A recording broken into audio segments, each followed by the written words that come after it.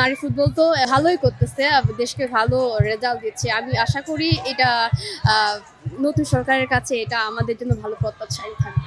হ্যাঁ, আমাদের president already announce করে দিয়েছেন যে আমাদের হোটেলে গেলে একটা বোনাসের অ্যানাউন্সমেন্ট দিবে। উমেন্স লিগটা আসলে দরকার, কারণ উমেন্স লিগ বছরে একবার হয়, যদি না হয় হচ্ছে প্লেয়ার কোথা থেকে উঠে আসবে। তো বিগত লিগের থেকে এই লিগটা একটা খুব কম্পিটিটিভ ছিল এবং অর্গানাইজটা অনেক ভালো ছিল। বাফুফ একটা সুন্দর অর্গানাইজ করেছে। দেখা যেত যে মেয়েদের লিগ হতো, আমাদের আসলে এই জিনিসটা ছিল না। এই আয়োজনটি সে সার্বিকভাবে আপনি কিভাবে দেখছেন যে মেয়েদের যে লিগটা? আমি বরাবরই বলে আসছি যে উমেন্স লিগটা আসলে দরকার, কারণ উমেন্স লিগ বছরে একবার হয়, যদি না হয় হচ্ছে প্লেয়ার কোথা থেকে উঠে আসবে। তো এটা যদি কন্টিনিউ হচ্ছে থাকে, এই লিগ থেকে হচ্ছে অনেক প্লেয়ার উঠে আসতে পারবে। এটা আমাদের বাংলাদেশ মহিলা ফুটবলের জন্য এটা একটা বড় ভালো হবে আমাদের জন্য। আপনাদের পারিশ্রমিক যেটা পাওয়া হয়, আপনারা কি এটাতে সন্তুষ্ট আছেন? লিগের যে পারিশ্রমিক দেওয়া হচ্ছে, আমি তো বাকিতে জানি না, বাট আমারটা সন্তুষ্ট। নারী লীগ হচ্ছে 3-4 বছর 2019 সাল থেকে শুরু হয়েছে।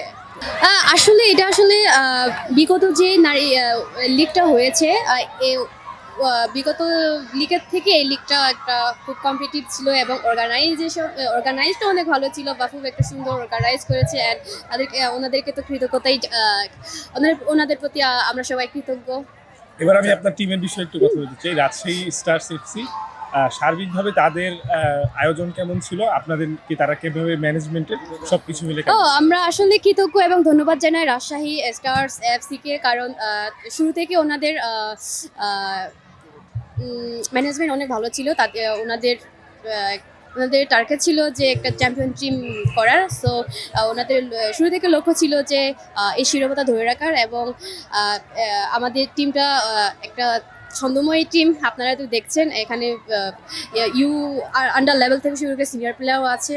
অ্যান্ড আমরা আমাদের সর্বোচ্চ দেওয়ার চেষ্টা করেছি, এবং সব কিছু মিলে আমাদের Rajshahi coaching staff, technical staff এবং আমার টিমমেটস, আমরা সবাই আমাদের সেরাটা দেওয়ার চেষ্টা করেছি, এবং ওইটাই আমরা পেরেছি। অ্যান্ড সব মিলিয়ে ভালো।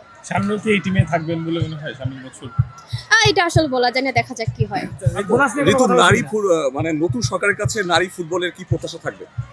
অবশ্যই ভালো প্রত্যাশা থাকবে, কারণ নারী ফুটবল তো ভালোই করতেছে, দেশকে ভালো রেজাল্ট দিচ্ছে। আমি আশা করি এটা নতুন সরকারের কাছে এটা আমাদের জন্য ভালো প্রত্যাশাই থাকবে।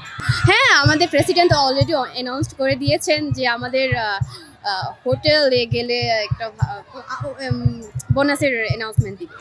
ভুটান লিগেও খেলেছেন আপনি, বাংলাদেশ নারী লিগেও খেলেন, এটার মধ্যে পার্থক্য কেমন? পার্থক্য আসলে সমানই। অ্যাজ এ প্লেয়ার সব লিগই হচ্ছে কম্পিটিটিভ। ভুটানের লিগে খেলেছি, ভুটানের লিগটাও ছিল কম্পিটিটিভ। হয়তো এখানে ভুটানে 30-35 গোল হয়েছে, এখানেও সেম 24-25 গোল হয়েছে। তো এখানে কম্পেয়ার করার কোনো কিছু নাই। আচ্ছা, কিছুদিন পরে তো আপনারা এশিয়া কাপে যাচ্ছেন, তো এই লিগটা থেকে আপনাদের কতটা প্রস্তুতি হচ্ছে? এশিয়া কাপ আর হচ্ছে এই লিগের সাথে কোনো তুলনা হয় না, কারণ এই লিগটা হয়েছে আমাদের জন্য অনেক ভালো হয়েছে, কারণ আমরা কন্টিনিউয়াস ম্যাচের মধ্যে থাকতেছে। আমাদের ফিটনেসের জন্য এটা প্রভাব হচ্ছে। রাজশাহী ফুটবল আমরা মেয়েদের লিগে রাজশাহী চ্যাম্পিয়ন, রিজনটা কি হতে পারে? রিজন আসলে ম্যানেজমেন্ট ওয়াজ গুড। ওনাদের টার্গেট হচ্ছে হাই লেভেলের।